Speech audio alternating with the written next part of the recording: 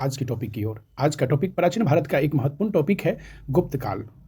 तो अगर आप चैनल पे नए हैं तो चैनल को सब्सक्राइब कर ले, या फेसबुक पेज पे देख रहे हैं तो फॉलो कर ले। चलिए चलते हैं बिना देरी के हुए आज की पहली प्रश्न की ओर। पहली प्रश्न है, गुप्त वंश का संस्थापक कौन था? तो श्रीगुप्त। प्रश्न संख्या 2 है, गुप्त किसके सामंत थे? तो कुषाणों के।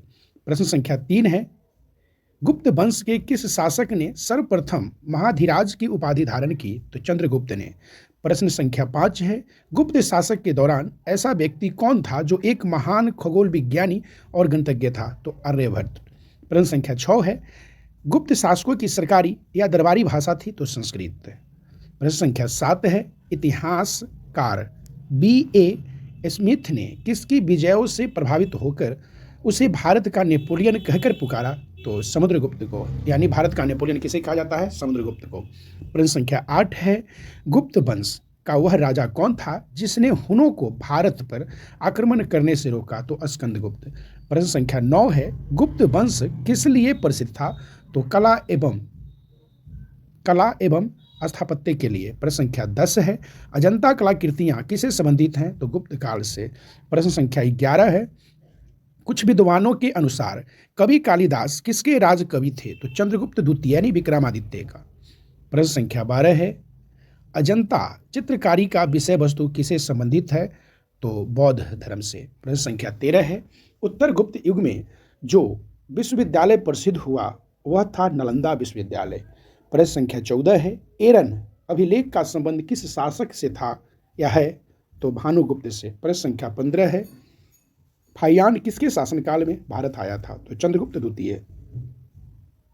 प्रश्न संख्या 16 है, भारतीय संस्कृति का स्वर्ण युग था? तो गुप्त काल। प्रश्न संख्या 17 है, फाहियान कहाँ का निवासी था? तो चीन का। प्रश्न संख्या 18 है, सेतु बंध का रचनाकार परवरसेन द्वितीय किस वंश का शासक था? तो वाकाटक का। प्रश्न संख्या 19 है, किस गुप्तकालीन शासक को कविराज कहा गया? तो समुद्रगुप्त को। प्रश्न संख्या 20 है, स्कंदगुप्त को किस स्कंद लेख में सक्रोपम कहा गया? तो कौम स्तंभ लेख में। प्रश्न संख्या 21 है, श्रीलंका के राजा मेघवर्मन ने किस स्थान पर भगवान बुद्ध का मंदिर बनवाने के लिए समुद्रगुप्त से अनुमति मांगी थी?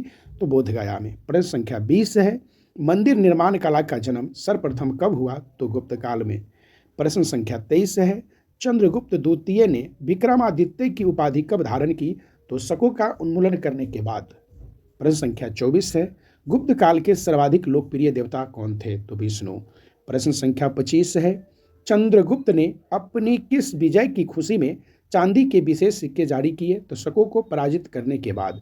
प्रश्न संख्या 26 है, मेहरौली दिल्ली में पड़ता है, तो मेहरौली स्थित लौह स्तंभ का निर्माण किस सदी में हुआ? तो चतुर्थ सदी में। प्रश्न संख्या 27 है, फाहियान और हेनसांग ने डैश के राज्यों को देखा? तो चंद्रगुप्त, विक्रमादित्य एवं हर्षवर्धन। प्रश्न संख्या 28 है, धनवंतरी थे, तो धनवंतरी जो थे वो थे चंद्रगुप्त विक्रमादित्य के राज दरबार के नवरत्न में से एक, जो कि प्रसिद्ध चिकित्सक थे। प्रश्न संख्या 29 है, गुप्तकालीन शासक प्रणाली किस प्रकार की थी?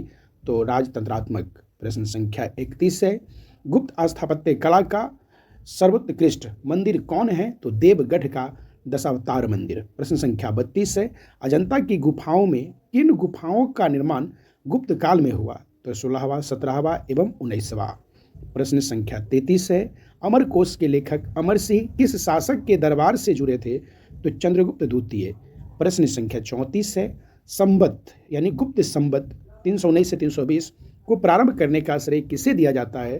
तो चंद्रगुप्त प्रथम को, यानी गुप्त संवत का प्रारंभ चंद्रगुप्त प्रथम के द्वारा किया गया है। प्रश्न संख्या 35 है, चंद्रगुप्त प्रथम ने गुप्त संवत का प्रारंभ किस उपलक्ष्य में किया? तो अपने राज्यारोहण के स्मारक के रूप में। प्रश्न संख्या 36 है, प्रयाग प्रस्थित अभिलेख का लेखन हरिसेन किस शासक का दरबारी कवि था? तो समुद्रगुप्त। प्रश्न संख्या 37 है, गुप्त काल को प्राचीन भारत का क्लासिकल युग क्यों कहा जाता है? यानी गुप्त काल को प्राचीन भारत का क्लासिकल ग्रुप क्यों कहा जाता है? तो कला व साहित्य के क्षेत्र में अपने चरमोत्कर्ष पर पहुंचने के कारण। प्रश्न संख्या 38 है, सारनाथ के धमेखू स्तूप का निर्माण किस काल में हुआ था? तो गुप्त काल में। प्रश्न संख्या 39 है, गुप्त काल की सोने का मुद्रा को कहाँ कहा जाता था? तो दिनार। प्रश्न संख्या 40 है, कुमार संभव महाकाव्य किस कवि ने लिखा है? तो कालिदास ने। प्रश्न संख्या 41 है, नालंदा विश्वविद्यालय की स्थापना कब हुआ? मतलब नालंदा विश्वविद्यालय की स्थापना का युग तो गुप्त युग था। प्रश्न संख्या 42 है, गुप्त युग में भू राजस्व की दर थी उपज का 6ठा भाग। प्रश्न संख्या 43 है, नगरों का क्रमिक पतन किस काल की एक महत्वपूर्ण विशेषता थी? तो गुप्त काल की। प्रश्न संख्या 44 है, किस वंश के शासक ने मंदिरों एवं ब्राह्मणों को अपने अधिक ग्राम अनुदान में दिया? तो गुप्त वंश। प्रश्न संख्या 45 है, दिल्ली के मेहरौली के कुब्बत उल इस्लाम मस्जिद के प्रांगण में स्थित प्रसिद्ध लौह स्तंभ किसकी स्मृति में है? तो चंद्र के। प्रश्न संख्या 46 है, कालिदास द्वारा रचित मालविकाग्निमित्र नाटक का नायक था? तो अग्निमित्र। प्रश्न संख्या 47 है, समुद्रगुप्त की सैनिक उपलब्धियों का वर्णन उसके किस अभिलेख में उपलब्ध है? तो प्रयाग के। प्रश्न संख्या 48 है, किस काल में स्त्रियों की पुरुषों से बराबरी थी? तो गुप्त काल में। प्रश्न संख्या 49 है, कौन सा राजवंश हुनों के आक्रमण से अत्यंत विचलित हुआ? तो गुप्त। प्रश्न संख्या 51 है, अजंता गुफाओं के सरीखी जैसी गुफाएं मध्य प्रदेश में कहाँ हैं? तो बाघ यानी धार। प्रश्न संख्या 52 है, गुप्त वंश ने डैश अवधि में शासन किया?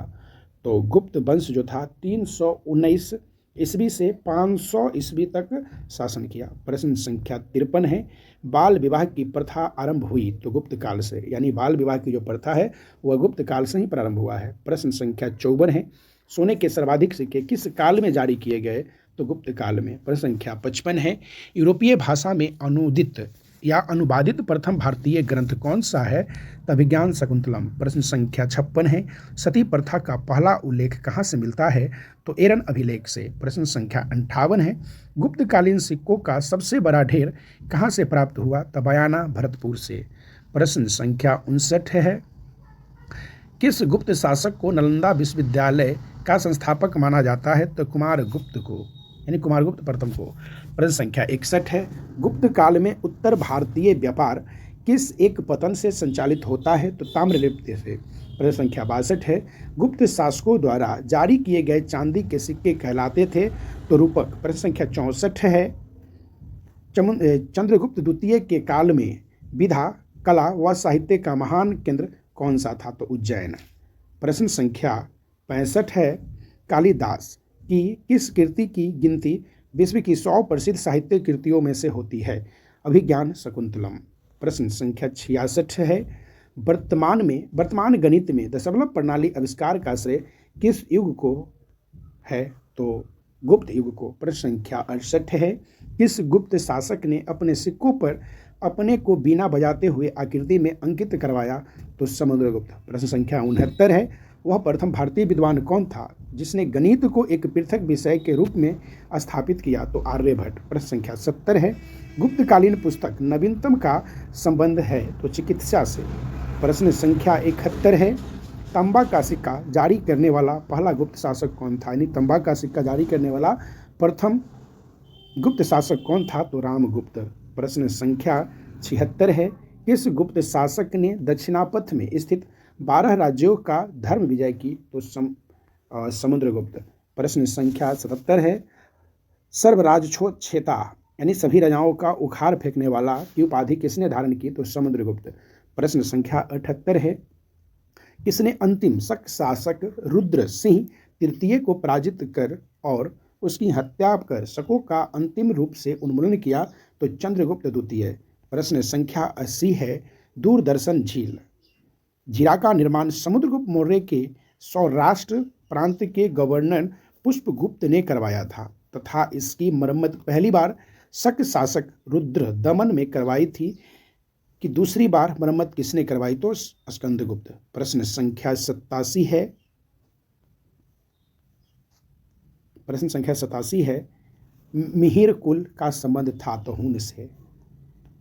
प्रश्न संख्या 88 है, कन्नौज को सर्वप्रथम महता प्रदान करने वाले थे? तो मौखरी। प्रश्न संख्या 89 है, गुप्त राजा जिसने विक्रमादित्य की पदवी ग्रहण की थी, चंद्रगुप्त द्वितीय। प्रश्न संख्या 90 है, कुतुब मीनार के निकट स्थित लौह स्तंभ वैज्ञानिकों का ध्यान क्यों खींच रहा है? तो उसकी उग्र रोधकता के कारण। प्रश्न संख्या 91 है, प्राचीन भारत में गुप्त काल से संबंधित गुफा चित्रांकन के केवल 2 उदाहरण उपलब्ध हैं। इनमें से एक अजंता की गुफाओं में किया गया चित्रांकन है। गुप्त काल के चित्रांकन का दूसरा अवशिष्ट उदाहरण किस स्थान पर उपलब्ध है? तो वह गुफाएं। प्रश्न संख्या 92 है, पुंडरवर्धन मुक्ति यानी प्रांत अवस्थित थी, तो उत्तर बंगाल में। आप आज का टोटल लगभग टोटल प्रश्न 90 देख रहे थे। अगर आप चैनल पर नए हैं तो चैनल को सब्सक्राइब कर लें, फेसबुक पेज देख रहे हैं तो फॉलो कर लें। धन्यवाद, फिर मिलेंगे अगले टॉपिक के साथ।